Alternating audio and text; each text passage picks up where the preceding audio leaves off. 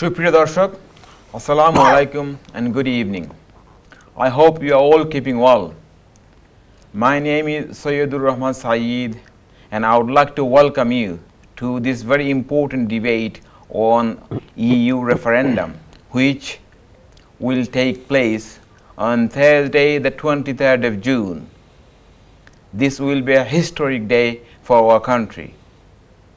I have a special guest here with me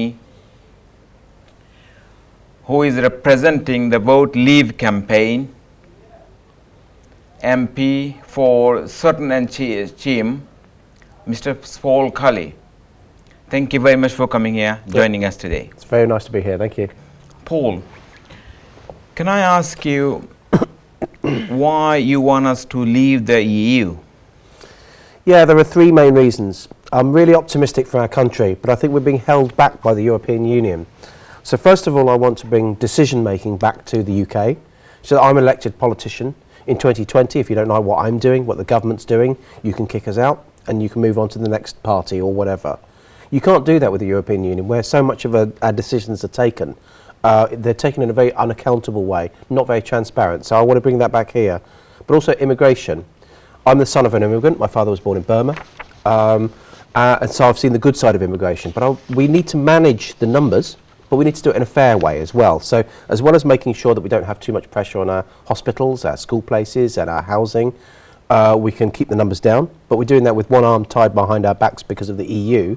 But I also want to make sure that skilled people from around the world, from outside the EU, aren't at the back of the queue compared to unskilled migrants from within the EU. And the final thing is I want to be able to trade with the rest of the world. The EU economy is stagnating at the moment. It's the only continent, apart from Antarctica, that's not growing.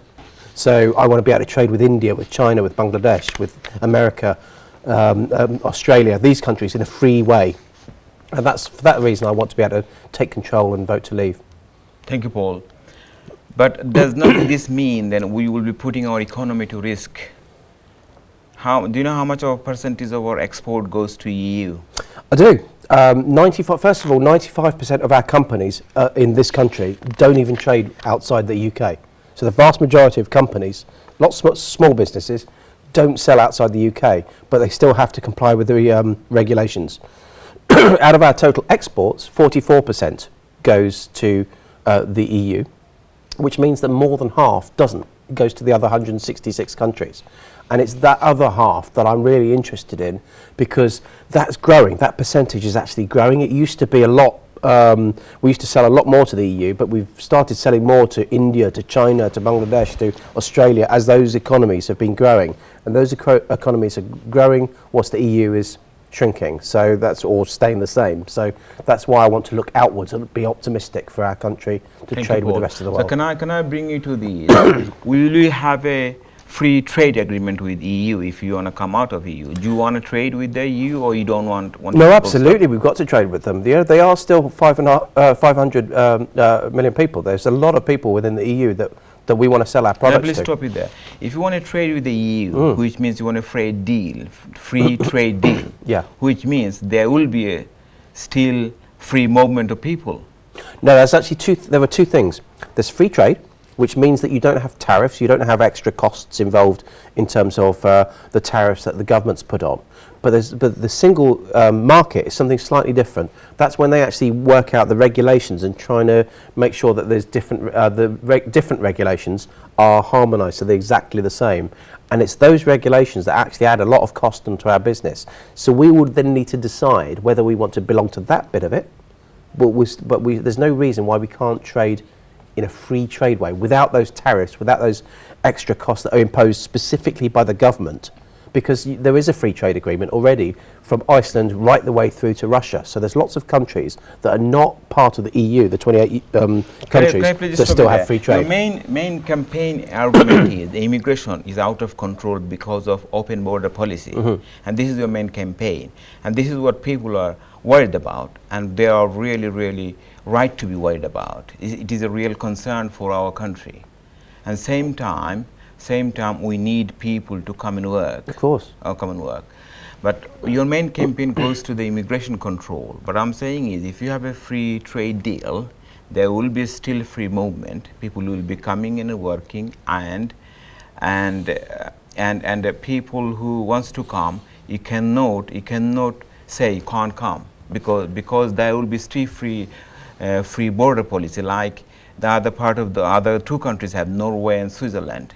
They are the out of European Union, but because they have the free trade policy with the EU, they still have to open their border to other people.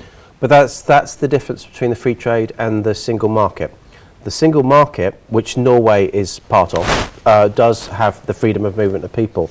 But there are countries, there are 52 countries, I think it is, certainly more than 50 countries that have a free trade agreement with the EU, but they don't have the movement of people. So we have a free trade agreement, for example, with Norway, with Switzerland, but also with South American countries, with Chile, for example. But people from Chile can't come over here with that same agreement. So we can carve out a different agreement that doesn't necessarily involve the free movement of people. So we can still control immigration, but have the best of trade as well. Trade as well. Okay, thank you, Paul. Can I just turn into a different subject, which is a very popular subject, and this subject has a knock-on effect because of EU free movement, which is, do you think the Brexit will make a tastier curry? Well, I was quoted as saying exactly that, actually.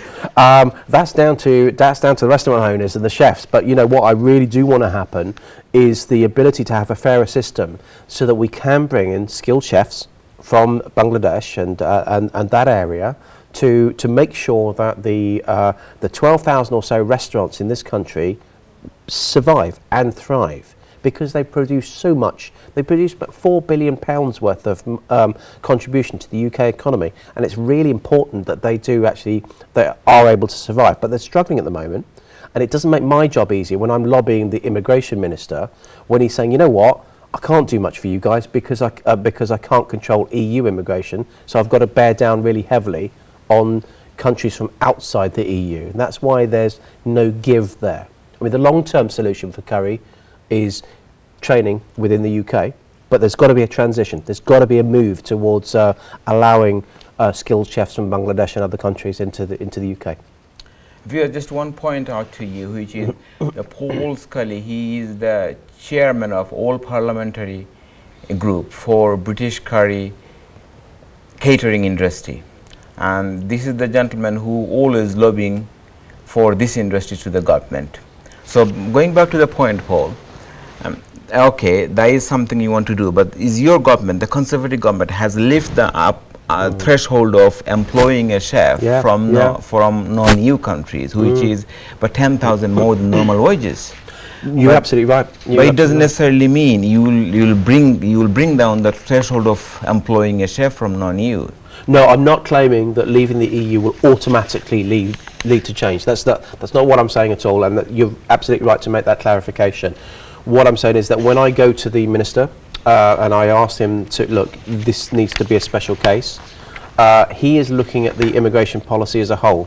What I want to be able to have is a more flexible and fairer immigration system, which will actually then allow skilled workers from outside the EU. That includes curry chefs, that includes nurses, doctors that man our NHS, that allow them to be, frankly, at the front of the queue, rather than an unskilled migrant that may come from Italy, from Spain, where unemployment, especially for young people, is really, really high at the moment because their economies are not so good.